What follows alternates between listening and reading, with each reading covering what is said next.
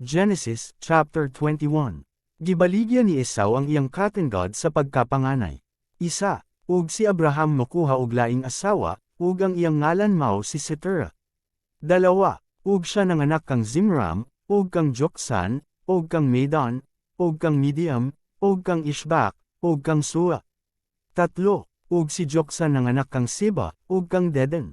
Ug ang mga anak nga lalaki ni Dedan mao si Asurim, ug si Letusim ug si Lumin. Apat, ug ang mga anak nga lalaki ni Midiam, si Epha, ug si Epher, ug si Enek, ug si Abida, ug si Elda. Nga tanan kini sila mao'y mga anak ni Setera. 5, ug gihatag ni Abraham ang tanan nga iya kang Isaak. 6, apan ang mga anak nga lalaki sa iyang mga puyo-puyo gihatagan ni Abraham og mga gasa, ug sila gipalakaw niya sa halayo kang Isaak nga iyang anak. Sa nagpuyo pa siya dapit sa silangan, ngadto sa yuta sa silangan. 7, ug kini mao ang mga adlaw sa mga tuwag sa kinabuhi ni Abraham nga iyang gikinabuhi, 1:7 ka tuwag.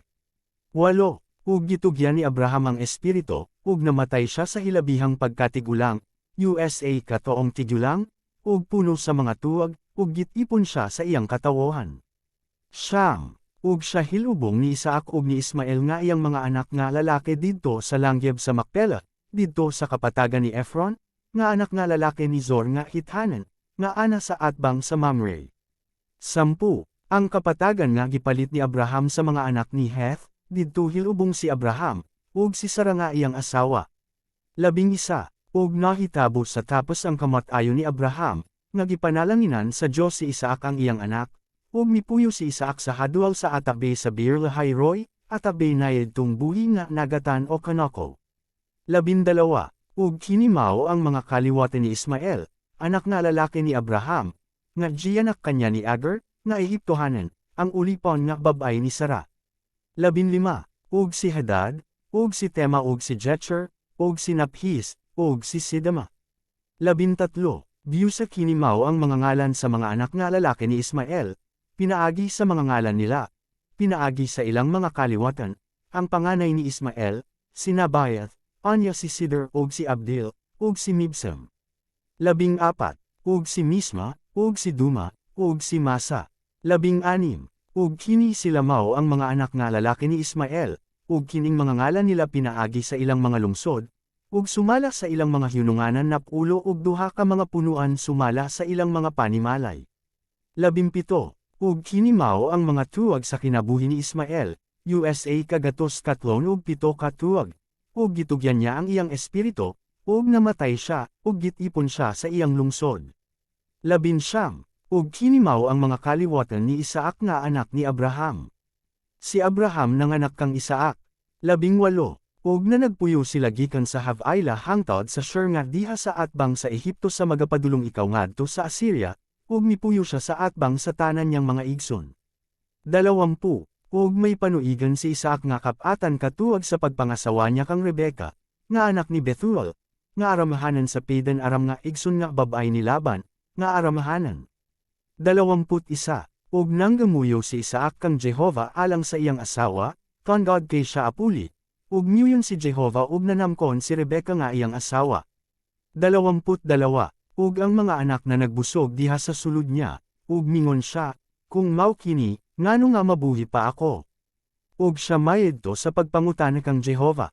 23, ug si Jehova mitubag kanya, adyo na iduruha ka nasod sa sulod nimo, ug ang duruha kakatawohan pagabahinan gikan sa sulod sa imong ginhawaan, ug ang isa kakatawohan labing malig-on kay sa isa kakatawohan, ug ang magulang mag-aalagad sa manghad.